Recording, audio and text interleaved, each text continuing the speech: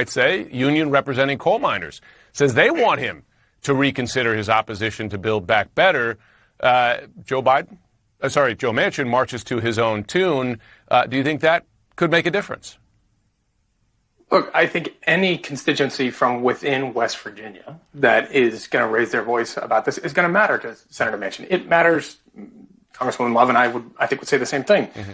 When your constituents are chiming in on an issue, it matters, right? Of course it does. It matters an awful lot more than, some interest group from across the country that you don't represent, you weren't elected to represent, and that doesn't have any leverage over how you're going to vote. Your home state, your home communities, your constituencies is something very different. And obviously for a community like the coal miners in West Virginia that have such a deep legacy in that state and an affiliation with Senator Manchin that he, I think, is quite proud of, putting forward the fact that he will always try to speak for the people of West Virginia. Mm-hmm. When you hear loud and clearly constituencies like the coal miners saying, hey, if you're going to do that, we want you to change your vote, I think that matters.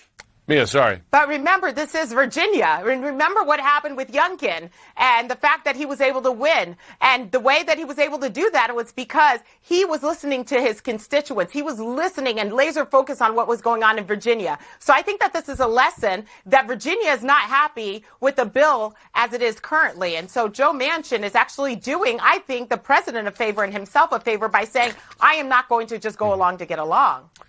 Well, we'll see if they can find some middle ground here.